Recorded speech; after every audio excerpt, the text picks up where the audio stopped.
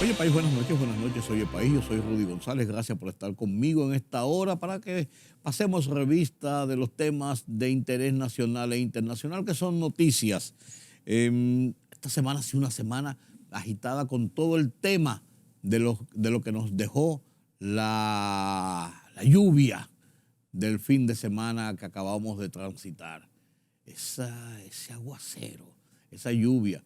Más de 1,000 y tantos vehículos dañados, daños a la propiedad pública y privada, un caos generalizado todo el pasado fin de semana después de esos torrenciales del viernes en la noche.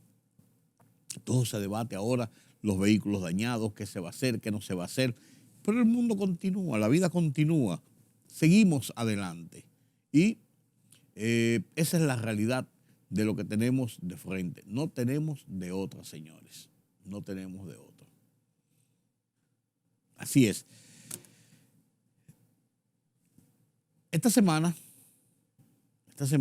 en mi columna de la semana, en el Listín Diario, Oye País, analizo el tema de las garantías de espacios públicos, las garantías que debe tener el ciudadano de parte de la autoridad, como por ejemplo de parte de los AMET, de parte del Intran, de parte del respeto que se debe tener mutuamente. Mucha gente irresponsable en las calles conduciendo, pero también muchas autoridades incompetentes.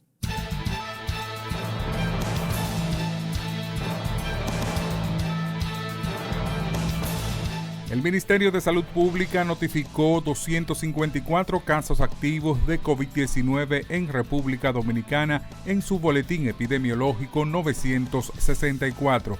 Hasta la fecha han fallecido 4.384 personas en el país por la enfermedad, mientras que la letalidad se sitúa en 0.68%. Podrían ser enviados a prisión las personas que se nieguen a suministrar los datos que soliciten los empadronadores del 10º Censo Nacional de Población y Vivienda 2022. Así lo establece la Ley 50-96 sobre Estadísticas y Censo Nacional. Todas las personas que estén en territorio dominicano deben suministrar datos que les requieran los empadronadores o podrían pagar con cárcel, señala la pieza legislativa. El director técnico de la Superintendencia de Seguros de República Dominicana, Joaquín Hurtado, aseguró este martes que aquellos que tengan vehículos con seguro full con la modalidad de riesgo comprensivo podrían reclamar a las aseguradoras por los daños ocasionados por las lluvias del pasado viernes que afectaron a cientos de automóviles en el Gran Santo Domingo, en algunos casos dejándolos como pérdida total. República Dominicana volvió a romper récords en la llegada de turistas al registrar 491.787 visitantes el pasado octubre, superando en un 11% las llegadas del mismo mes del pasado año y en un 32% al mismo periodo de 2019, informó el ministro de Turismo, David Collado.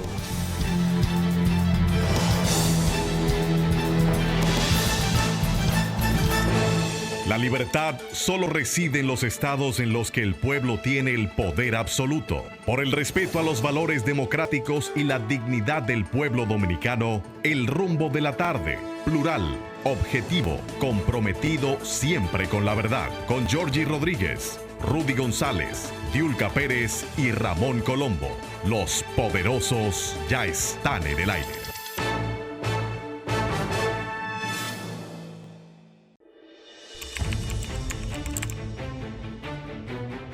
Periodismo de investigación, columnas, opinión, análisis, reportajes de fondo. Hora por hora, una completa plataforma multimedia. Periodismo con valor. Noticias horaporhora.com.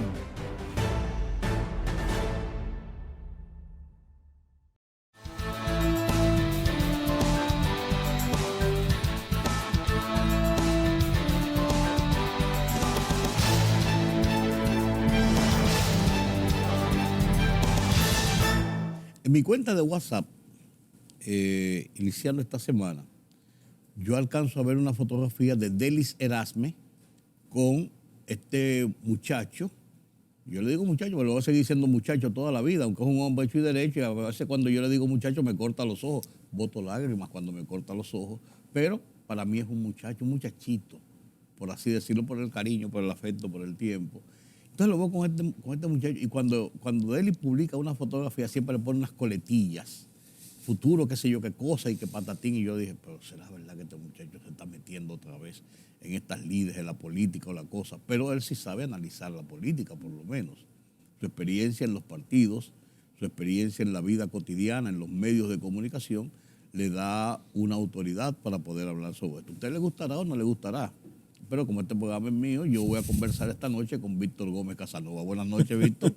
Qué gusto de estar aquí siempre con mi maestro. Gracias. Usted sabe que yo siempre le agradezco y le profeso admiración, cariño y agradecimiento porque usted fue de los que me formó en estas lides. Yo soy uno de los culpables de haber creado monstruos. Yo he creado algunos monstruos. Usted me dice eso siempre, sí. Es que yo he creado algunos monstruos. No, en mi paso por la dirección de Última Hora, por los usted me enseñó programas de televisión. La primera corrección de un artículo escrito y que me fomentó, yo con apenas 17, 18 años de edad, escribir en Última Hora y me publicaba los artículos en Última Hora fue don Rudy González. Gracias. Que me vio desde niño en la piscina para que yo no me caiga. No, que tuve que sacarlo de la piscina. Varias veces. Por estar bromando. Sí, pero la piscina de allá, de Arroyo Hondo, de la familia Gómez Vergés y de doña Carmencina, personas muy respetadas por mí.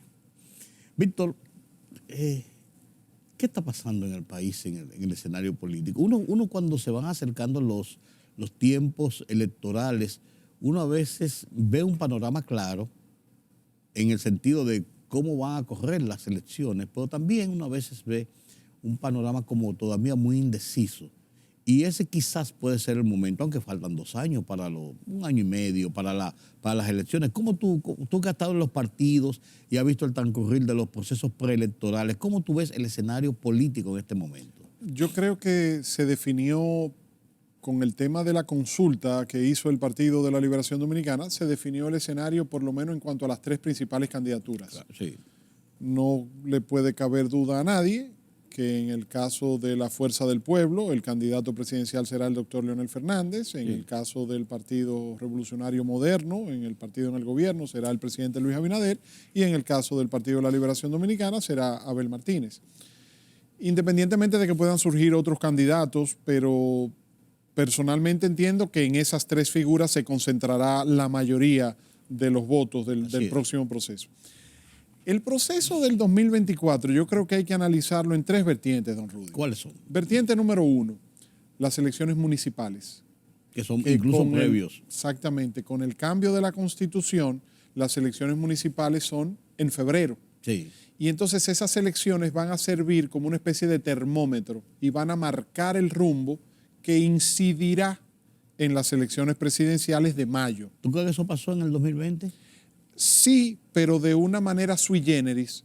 La suspensión de las elecciones municipales de febrero marcaron el posicionamiento del entonces candidato Luis Abinader. Para mí, Abinader se convirtió en una figura de primer orden político ya con posibilidades reales de ser presidente a partir de la suspensión.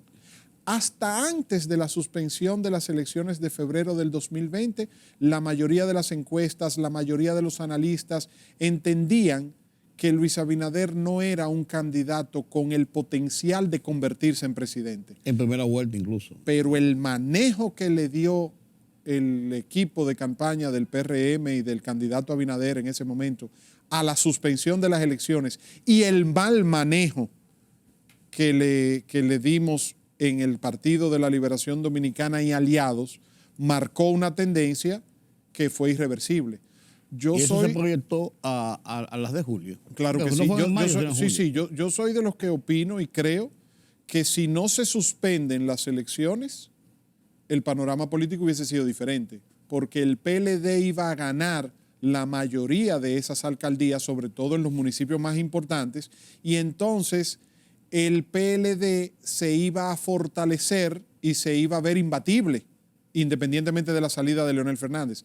Pero al suspenderse esas elecciones municipales de febrero, ya eso fue un golpe que el PLD y el gobierno en ese momento, también sorprendido por la pandemia que estaba entrando en ese momento, pues no supo manejar, y el Partido Revolucionario Moderno y su entonces candidato Luis Abinader lo manejaron muy bien. Entonces yo creo que de cara al 24 lo primero que hay que analizar es las elecciones municipales del 24. Okay. ¿Cómo analizamos las elecciones municipales? Ahí la competencia solamente se dará en dos frentes. ¿Cuáles son? El frente opositor y el frente oficial. ¿Por qué yo digo que ahí tiene que producirse una polarización de dos frentes?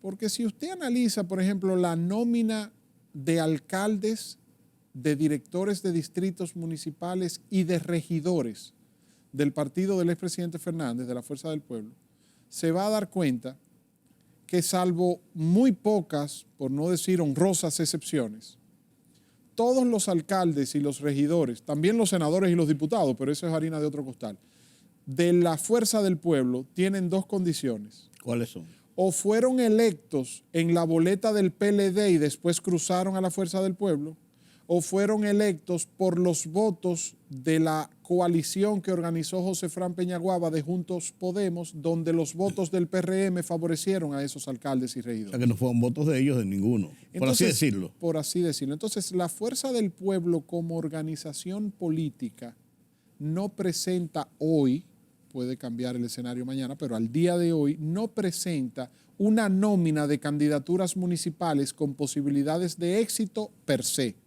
de manera por sí solos.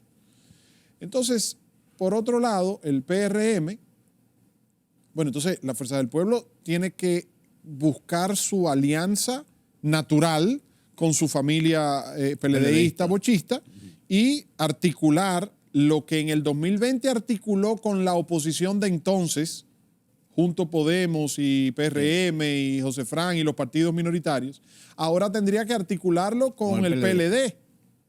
Eso es más complicado. Es muy complicado. Entonces, el PRM ahí aparece comiendo con su dama.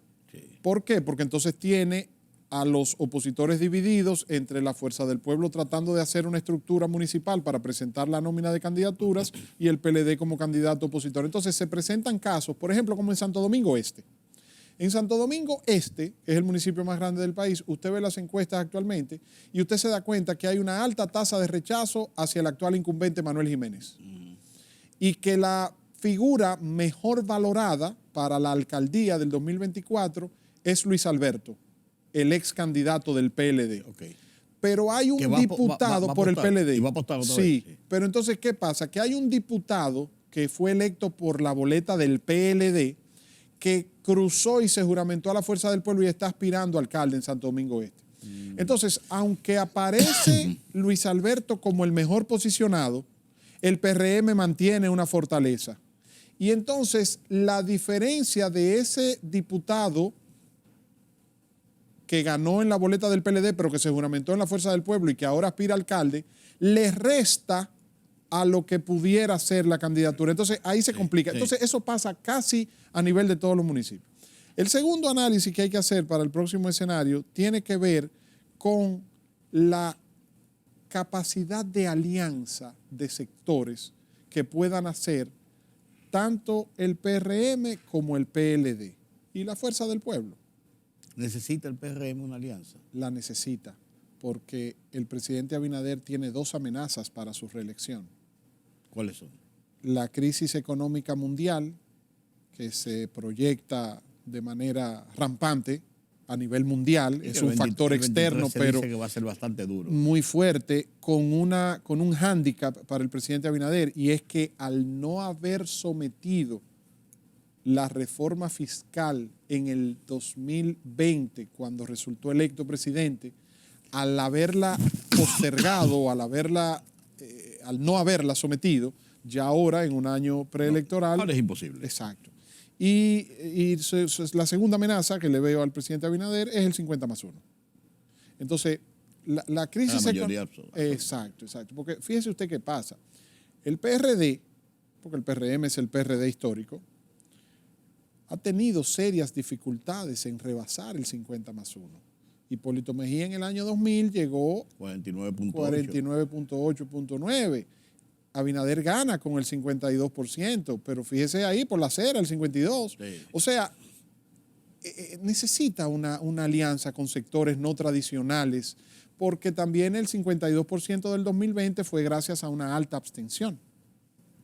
El 52 de ayer, el 52 del 2020, es un 47, un 48 del 2024, si todos los actores participan con los niveles de votación. Entonces necesita el PRM ese 4 o 5% de sectores fuera del PRD, del PRM, para poder llegar. Y entonces la Fuerza del Pueblo y el PLD, por otro lado, tienen una situación, don Rudy, es que yo decía el otro día que si el expresidente Leonel Fernández y el expresidente Danilo Medina no se ponen de acuerdo, el presidente Abinader va en coche. ¿Y por qué yo digo esto? Porque la sobrevivencia política de uno depende del fracaso del otro. Sí. Si Leonel Fernández es presidente en el año 2024, al PLD le pasaría lo mismo que le ha pasado al Partido Reformista y al PRD. Van a ser absorbidos por el partido que llega al poder a costillas de la militancia de esa organización. Así es. Si Leonel Fernández es presidente en el 2024, el PLD va a hacer una transferencia cuasi automática hacia su expresidente y hacia su hoy presidente electo, y el PLD perdería prácticamente su razón de ser política. Versus si el PLD es gobierno y Abel Martínez es presidente en el 2024, entonces Leonel Fernández ya cierra. No se cierra. Si Abel Martínez es presidente en el 2024, el ciclo político de Hipólito Mejía, Leonel Fernández y Danilo Medina queda prácticamente sepultado. ¿Y si Luis gana, qué pasa con el que se mantienen los dos vivos? Por eso es que yo digo que va en coche.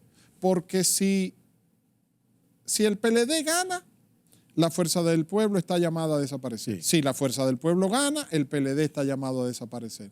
Pero si gana Luis Abinader, los dos se mantienen. Se mantienen en oposición. Se van a mantener en oposición. Es lo mismo que pasó aquí en el 86 y en el 90 con Balaguer versus Peña Gómez y Jacobo Magluta. La diferencia es que la división de Peña Gómez y Jacobo Magluta le impidió a los dos ser presidentes. Sí. Mientras que la división de Danilo Medina y Leonel Fernández es de dos figuras expresidentes. Sí. La división del PRD con Jacobo y Peña fue a priori. La de Leonel Fernández y Danilo Medina fue a posteriori.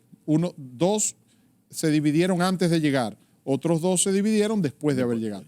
Y el tercer elemento tiene que ver con una masa, con lo que Balaguer llamaba la masa silente.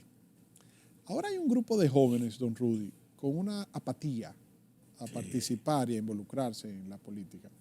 Y hay un grupo de urbanos, influencers y personas que están identificando ese nicho y están armando un proyecto que pudiera capitalizar electoralmente un sector del electorado, sobre todo el más joven y los más guaguaguá, que no se sienten identificados con ninguno de los candidatos o con ninguno de los partidos y pudieran ver por ahí una vía.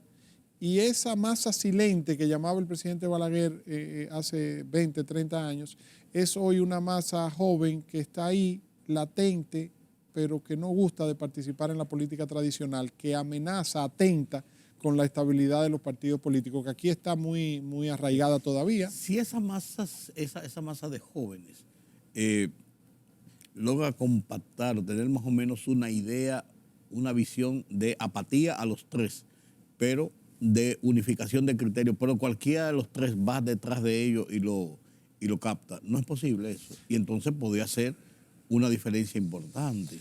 Creo que quienes van en el carril de adentro para trabajar ese segmento son Abel Martínez, por su juventud, porque es el más joven de los tres, es el único que no ha sido presidente de los tres, es el que sintoniza con ellos en términos de comportamiento y de conducta.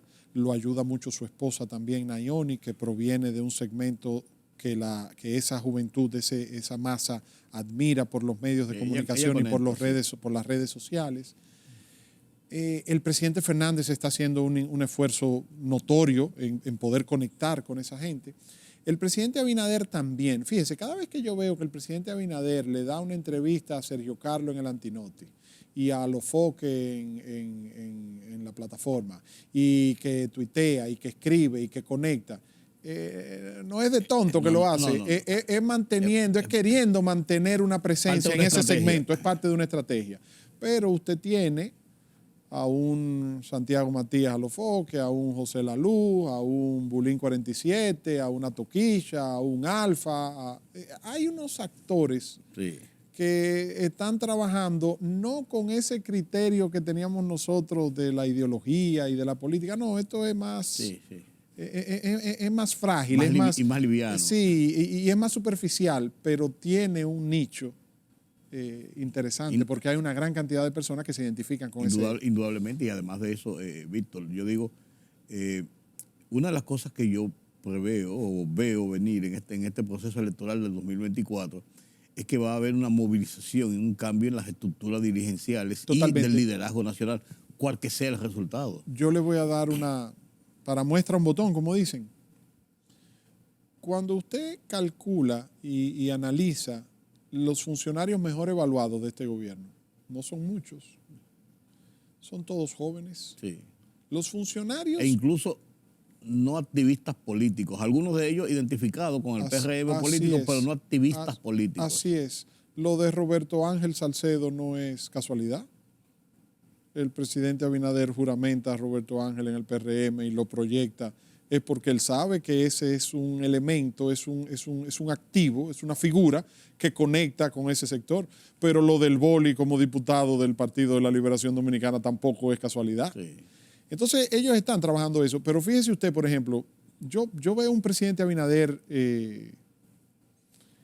muy sobrecargado, muy saturado, muy empeñado en hacer las cosas bien, pero con una pobreza de equipo que le acompañe. Sí, una exposición personal muy alta incluso, que es muy peligrosa. Lo que pasa es que yo no sé si él lo hace a sabiendas y reconociendo que la mayoría de esos funcionarios no gerencian como gerencia él, esa pudiera ser una posibilidad, o si lo hace porque entiende que es un plus para su figura y para su imagen de cara a las elecciones del 2024. O ambas cosas. O ambas cosas a la vez. Porque, por ejemplo, cuando usted veía, vámonos a los referentes, cuando usted veía a Danilo Medina gobernando, usted veía a Gustavo Montalvo, usted veía a José Ramón Peralta, usted veía a Rubén Bichara, usted veía a Gonzalo Castillo, usted veía a Carlito Pared Pérez. Gústele o no le guste, usted esté de acuerdo o no, ese era el equipo del presidente.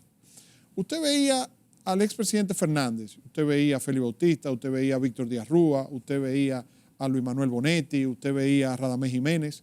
Vuelvo y repito, gústele o no le guste, pero usted veía un equipo de hombres y mujeres.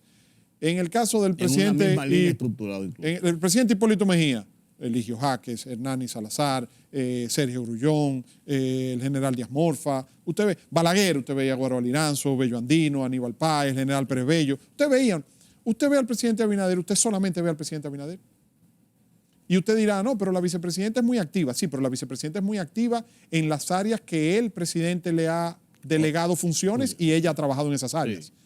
Sí. Pero usted no ve un equipo que esté acompañando al presidente, salvo, yo diría que... Paliza, eventualmente. Lo que pasa es que el ministro administrativo de la presidencia, que es a la vez el presidente del PRM, ha mantenido un perfil político. O sea, creo que pesa más su condición de presidente del PRM que su condición de ministro administrativo, y es la persona que le ha dado el soporte político del partido es la conexión al presidente. Del presidente con el partido. Yo me iría más. Yo creo que ha habido un trabajo más bien hecho de parte de funcionarios como, por ejemplo, Samuel Pereira, que no está en una posición pública de gabinete, que es administrador del Banco de Reserva, pero desde esa posición ha hecho más política por el gobierno y ha asistido más al presidente que muchos ministerios. Yo Yayo mencionaría a Eduardo San Lobatón, Yayo San Lobatón, como director de aduana. Usted le ve un activismo y una participación muy activa de parte del partido. Carlos Bonilla, el ministro de Vivienda, el Wellington Arnott en INAPA, Fellito Suberví en la CAS, Jean Luis Rodríguez en Autoridad Portuaria y ahora en RD Vial. O sea, usted se fija y la camada de los más jóvenes son los que están más activos y trabajando más, versus una camada de dirigentes de más experiencia, de más nivel, y eso. que usted lo ve más calladitos. Sí. O no lo siente. Eso es así, pero fíjate una cosa, Víctor, y coincido contigo plenamente, que esa es parte de mi análisis. Sin embargo, yo digo, las elecciones del 2024 surgen también, además de ese escenario nacional en cuanto al liderazgo per se, en una reformulación de situación en América Latina, por un lado, y en el mundo, por otro lado. En América Latina porque hay unos países moviéndose hacia el centro izquierda, claro. Hay algunos países que si no bien no son movimientos ideológicos per se, sí son conductas más liberales, más e incluso agresivas frente a los Estados Unidos y conforman prácticamente un bloque sin quererlo. Pregúntele a Chile con el presidente Gabriel Boric, pregúntele a El Salvador con Nayib Bukele, pregúntele a Colombia con Petro. Entonces son modelos que han ido calando, que son una nueva generación o son una nueva presentación del comunismo de izquierda ultranza de los 12 años que ya hoy no tiene cabida en el modelo social actual. Claro, por eso te digo, sin ser ideológico, son más liberales, para ponerle una etiqueta. Lo que ustedes le llamaban la happy left. No me en lo la digas, época, que es verdad, sí.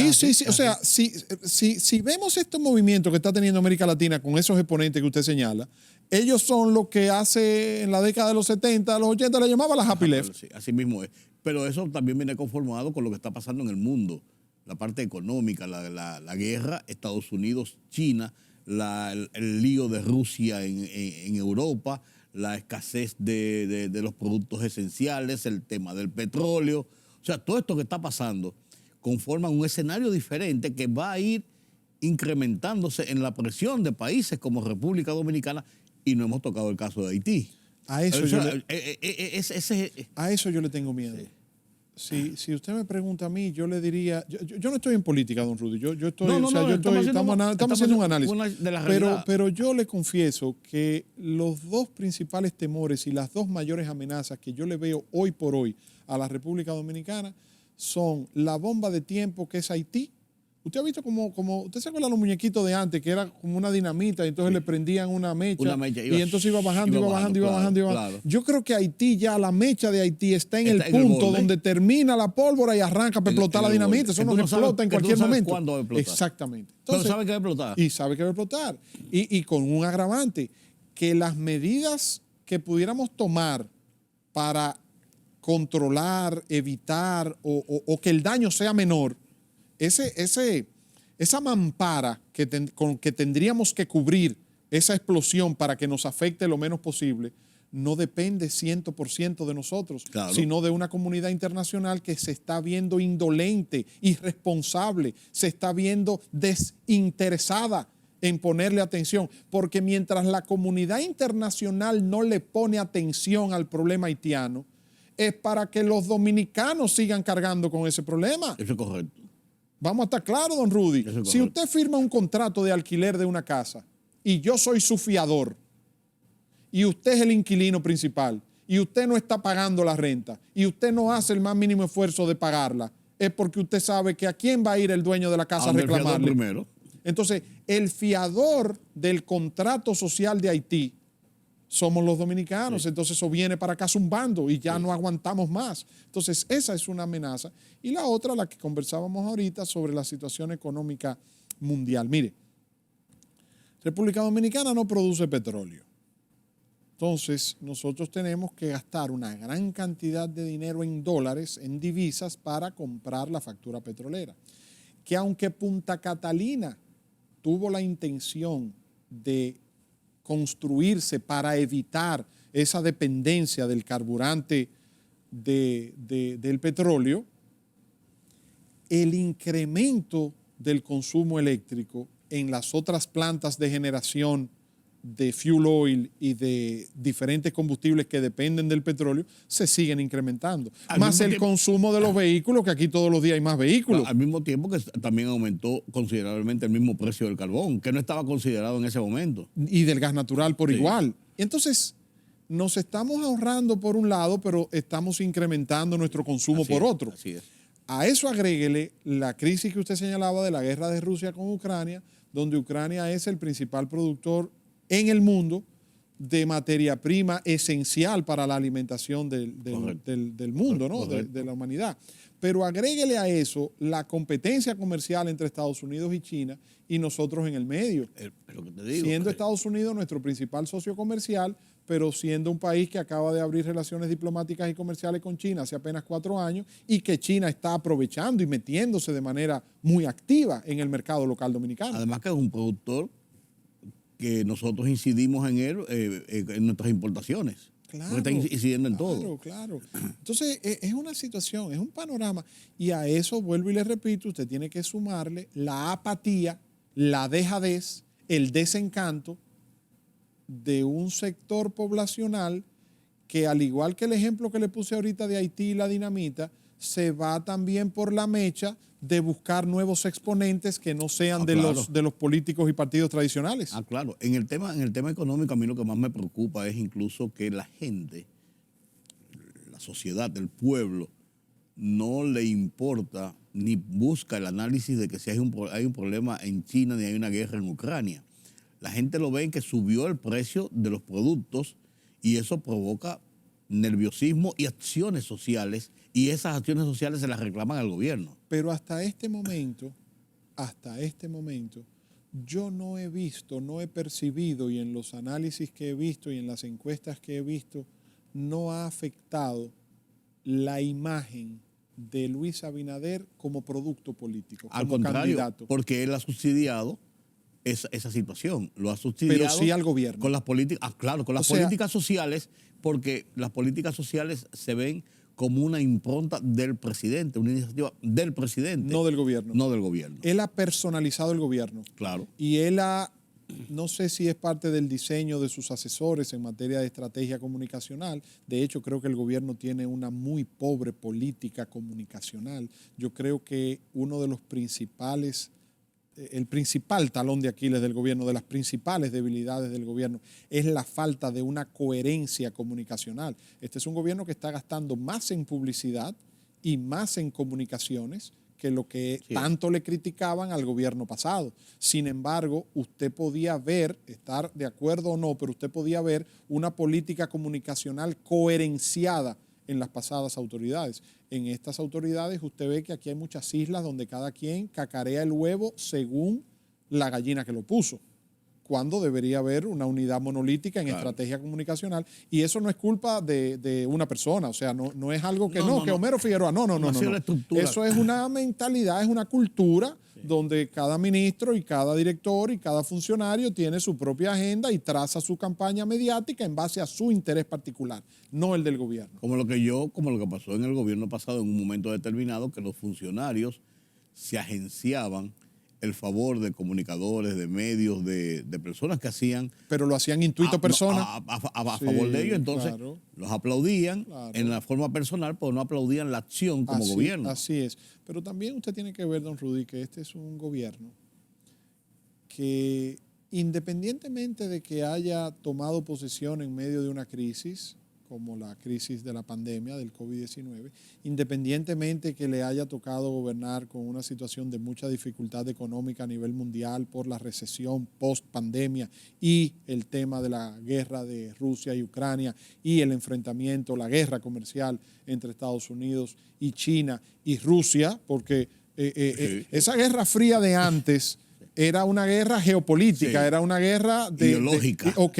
Pero ahora es de bolsillo también. Ahora es de bolsillo. Entonces los norteamericanos tienen 2 frentes abiertos, 3 diría yo, en materia de política internacional. Tienen el frente abierto de China con la guerra comercial, tienen la guerra o los remanentes de la Guerra Fría abierta con Rusia y este tema de Ucrania y la OTAN y Europa, y tienen la situación de Medio Oriente, que no se puede tampoco sacar del panorama, Ni ¿no? se puede descuidar. Ni se puede descuidar. Así es. Entonces, independientemente de que la República Dominicana haya estado siendo gobernada en estos últimos 2 años en un contexto de crisis general e internacional, el presidente Abinader ha logrado sortear, ha mantenido el barco a flote y la República Dominicana se ha mantenido creciendo, la República Dominicana ha tenido una buena estabilidad, pero yo creo que ha habido una irresponsabilidad compartida, tanto de las autoridades del gobierno como de los dirigentes de oposición, en reconocerse mutuamente. Sí. Porque la República Dominicana hoy es un modelo económico envidiable, no solamente para América Latina y para los países de la América Central y el Caribe, sino de toda la región, sino del mundo. Pero eso no es porque Abinader lo ha estado haciendo bien solamente. Eso es porque el presidente Abinader ha estado sorteando bien la crisis, pero tuvo un aval de una sustentación, de un buen trabajo que se ha venido haciendo desde hace años en lo que es la política de continuidad en materia económica, donde el gobernador del Banco Central jugó un papel determinante, ha jugado un papel determinante, y el presidente Abinader, al reconocerlo y ratificarlo en esa posición, lo admite. Pero también ha faltado de parte de la oposición tener la humildad de reconocer que el país se ha mantenido creciendo y que la crisis, si bien es cierto que es global y que ha afectado a todos los países en el mundo, a nosotros nos ha afectado menos que a otros. Eso es verdad. Pero, por eso te digo, el 2023, incluso la primera parte del 2023, va a ser de muchas tensiones por lo que se prevé en la situación de la economía mundial, pero también de cara a que de mediados del 2023 en adelante la campaña será abierta y viviremos momentos de álgidos en la discusión política, pero también si tenemos un problema económico y ojalá que no se nos complique un problema social, podría ser un componente importante para muchos momentos críticos. Lo que yo no entiendo, don Rudy, ahí me gustaría yo preguntarle a usted. Hay algo que yo no entiendo. Usted no puede decir que Pedro Martínez es una estrella de pitcher, pero que los Medias Rojas no sirven. No, es que no puede. ¿Verdad que no? Entonces yo no, a mí me gustaría analizar desde el punto de vista sociológico con algún experto en la materia que me explique cómo es que la gente puede decir: este gobierno es el diablo, aumentó la luz, esto está caro, esto, lo otro, la seguridad.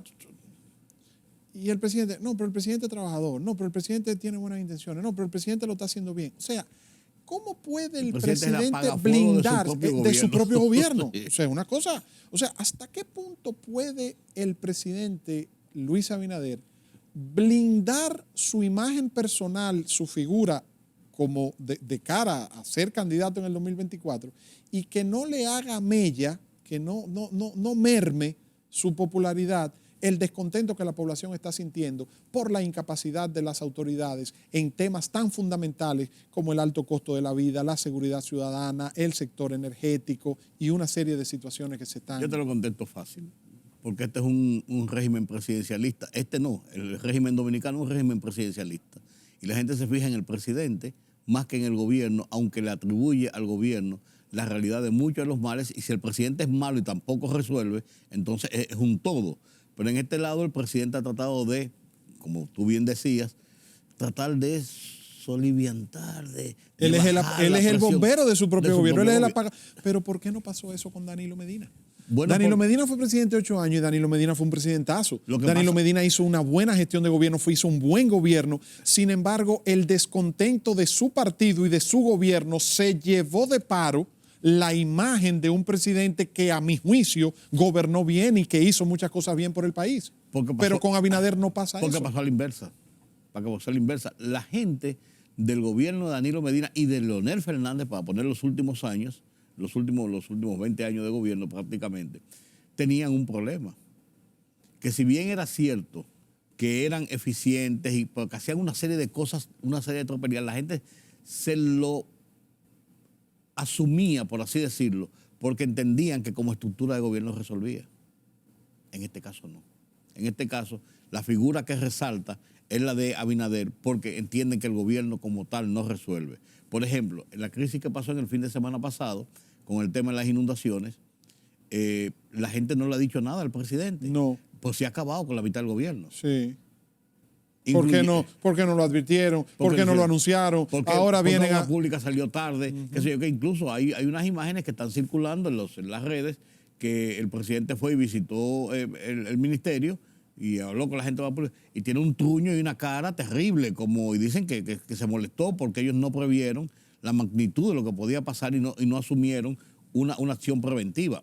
Yo no sé si podían haberla asumido o no, pero entonces la gente carga más el dado al equipo y no al presidente. El presidente es quien sale el sábado y el domingo con un yaque a visitar los sitios, a decir aquí hagan esto, aquí hagan esto. Entonces, la gente dice, el gobierno no lo hizo, lo hizo el presidente. Pero es sostenible eso, don Rudy. Bueno, ¿Por qué le digo? esa es otra cosa. Eso va a pasar, ¿tú sabes cómo qué? Que yo estaba previéndolo. Hablando con unos amigos los otros días me dijeron, ¿cuándo van a salir la gente de la oposición a hacer lo que le hicieron a Danilo Medina, la gente de la oposición anterior, que ahora son gobierno, que le comenzaron a contabilizar los resultados de la visita sorpresa? Sí, pero en este caso, no, sí, totalmente de acuerdo. Pero no se le está haciendo oposición al gobierno. No, lo que te quiero decir, pues no le van a contabilizar en tal caso las obras, sino la insatisfacción que la gente ha tenido porque no se han hecho las obras. Que son dos cosas que pueden ser diferentes. Perdón, me corrijo. No, la dirigencia política, los dirigentes de los partidos de oposición no le están haciendo oposición al gobierno, pero la gente sí le está haciendo oposición al gobierno porque hay un gran descontento en diversas... Por ejemplo, mire, lo que es seguridad ciudadana, lo que es el alto costo de la vida, lo que es el cobro de la factura eléctrica y el manejo del sistema energético, yo creo que son los tres principales focos de mayor descontento, decepción de parte de la mayoría de la población con las actuales autoridades. Mas, sin embargo, mientras acusan a los funcionarios de ineptos, incapaces, inexpertos, temerosos, infuncionales, reconocen en el presidente capacidad de trabajo, entrega, buena intención, dedicación. Entonces, ¿hasta qué punto puede desdoblarse la simpatía por el jugador versus la animadversión al equipo? Uno no sabe. Y el presidente no ha demostrado ese liaison, él no ha demostrado un regaño o un rechazo a esas malas prácticas, no de carácter administrativo, con temas de cuestionamiento, de compras, corrupción, etcétera, sino de baja popularidad o de reconocimiento de incapacidad de parte de la población. El presidente Balaguer, por ejemplo, usted conoce mejor que yo de eso, daba cátedra de que cuando le caían arriba a un funcionario, sabía poner al que más atacaba y criticaba la gestión de ese funcionario en esa posición. Pues, por ejemplo, yo vi una cosa en el fin de semana que a mí me cuadró la cabeza. El asesor especial de la policía que está manejando el español, que está manejando el tema de la reforma policial, dice en el programa, vi la reseña de eso, de Servio Tulio Castaño Guzmán, que fue el que hizo todo el coordinador de la Comisión de la Reforma. Y que hizo el primer gran informe de cuál era el problema. Dice en ese programa que la Policía Nacional no tiene acceso a las cámaras del 911, que no tiene entonces cómo prever la delincuencia que se está pidiendo cuando no tiene acceso a las cámaras del 911. Tú dices, pero eso es como hasta elemental. Es inconcebible una cosa así. Inconcebible. Es más, la cámara del 911, en vez de estar en el sitio de aventar la policía y después de distribuir a todo el mundo. Te digo un ejemplo. Cuando uno ve ese tipo de situaciones y de incoherencias, uno dice, pero con razón no hay una planificación preventiva en la situación del delito que tú señalabas y la seguridad ciudadana que tú señalabas como uno de los ejes centrales de la preocupación de la gente. La mayoría de las encuestas que he visto, a las que he tenido acceso y que he estado analizando, observando, señalan el problema de la delincuencia y la inseguridad como el número uno. Número uno. La gente se siente insegura en su propia casa, en su propio barrio, en su propia calle. En el fin de semana vi como 3 o 4 casos de personas reconocidas del país diciendo que se le metieron en su casa, en sus apartamentos y que tuvieron situaciones. Claro que sí, pero inclusive... De gente que vive en sitios claro que donde se supone... con cierto claro, margen de seguridad. Claro que sí. Entonces, el gobierno, también hay que tomar en cuenta lo siguiente. Uno de los principales puntos que el entonces candidato Luis Abinader constantemente enrostraba como crítica a la pasada administración de gobierno del presidente Danilo Medina era el tema de la seguridad ciudadana. Claro. Y trajo al exalcalde de Nueva York, Rudolph Giuliani, y dijo que iba a aumentarle el salario a los policías, y nombró una comisión de reforma policial que coordina Servio Tulio Castaño, y nombró un jefe de la policía que después quitó y ahora puso otro, pero este jefe de la policía también prácticamente ha quedado rezagado. Hasta el propio ministro de Interior y Policía, una figura del reconocimiento social y del peso político, ex senador durante tantos años, ex presidente del Senado, el primer secretario general del hoy partido de gobierno, y una figura tan reconocida como Jesús Vázquez Martínez, Chu Vázquez, ha quedado relegado a un segundo plano por este asesor español. Se le da más protagonismo, se le da más... inclusive en las propias ruedas de prensa encabezadas por el propio presidente de la República. Sí, sí, o sea, cuando un asesor, su nombre lo indica, asesor, consultar, asesorar, está dando el frente, parecería como si él estuviera al frente de la policía, frente del Ministerio de Interior, y ante la incapacidad de enfrentar el problema. Entonces, cuando se presentan declaraciones como las de los índices, las estadísticas establecen que están bajando, lo que hace es que la gente entonces eso crea más encono. La gente, entonces se van a burlar de mí. Entonces se van a burlar de mí. Mira el caso de la factura eléctrica. El caso de la factura eléctrica, la gente al grito al cielo con la factura eléctrica, porque no es solamente que aumentaron la factura, sino también que están dando apagones donde ya antes habían circuitos, se habían establecido circuitos 24 horas que habían desaparecido. Y el gobierno ha dicho la verdad, no han subido la tarifa, la factura sí. No, porque es la verdad. Sí, pero o sea, el gobierno tiene unas cuantas papas calientes en la mano. Sí, sí, muchas al mismo tiempo. Muchas al mismo tiempo. Y como usted lo señalaba ahorita, el año 2023 va a ser determinante porque durante estos 2 primeros años el gobierno y el presidente Abinader han estado gobernando prácticamente sin ningún tipo de crítica de parte de los dirigentes de partidos de oposición. El presidente Leonel Fernández es el que ha estado más activo, le deja caer una chinita de vez en cuando, le tira una crítica de vez en cuando, lo hace con altura, lo hace como él acostumbra hacerlo, de una manera muy decente, muy correcta, pero con mucha firmeza. Pero ahora Abel Martínez ya también va al ruedo y va al ruedo a hacer oposición, porque claro, es su...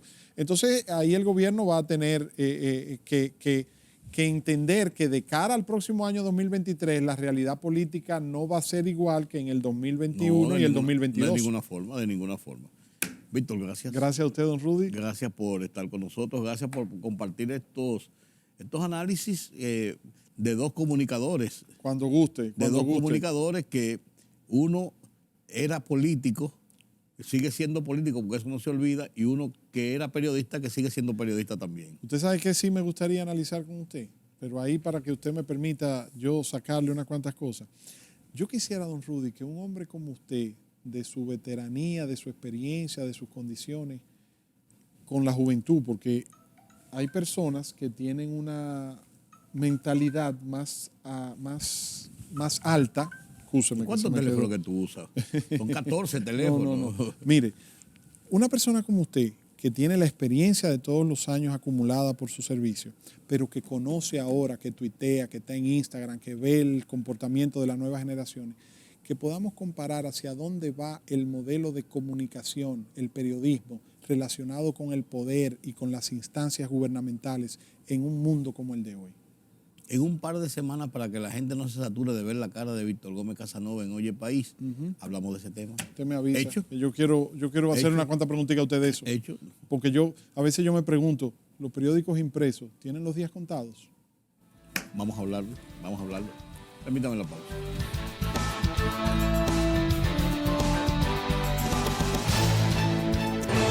La libertad solo reside en los estados en los que el pueblo tiene el poder absoluto. Por el respeto a los valores democráticos y la dignidad del pueblo dominicano, El Rumbo de la Tarde, plural, objetivo, comprometido siempre con la verdad. Con Georgie Rodríguez, Rudy González, Diulca Pérez y Ramón Colombo. Los poderosos ya están en el aire.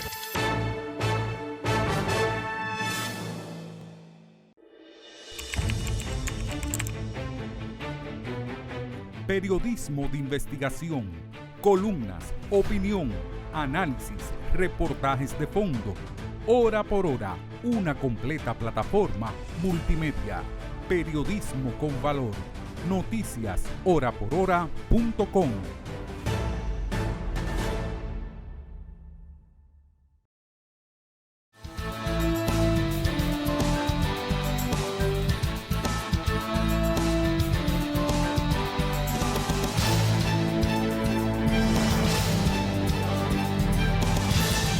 El mundo de las internacionales nos los presenta Pedro Vargas desde la redacción central de Oye País.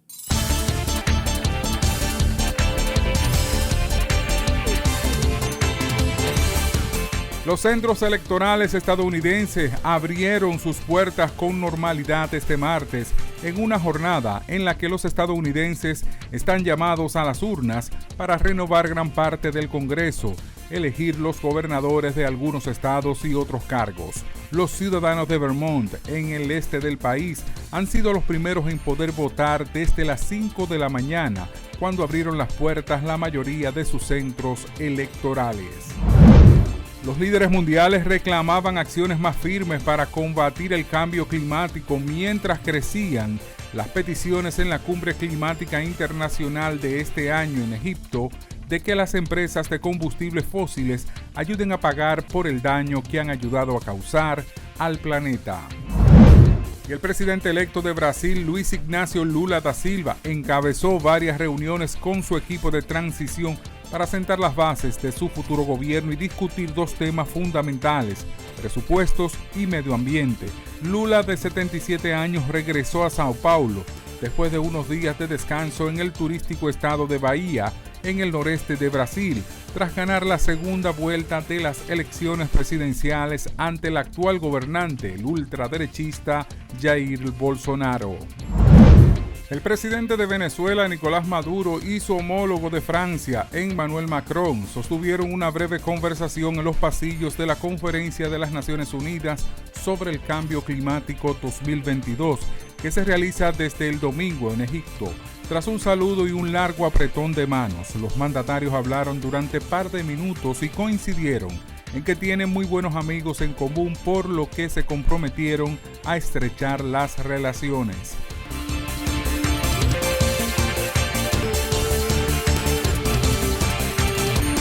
Llegamos al final de esta emisión de Oye País. Gracias por su compañía, como cada noche, aquí en Color Visión, por otros medios de comunicación del país. Nos vemos mañana en una nueva presentación. Yo soy Rudy González. Pasen un feliz resto de la noche.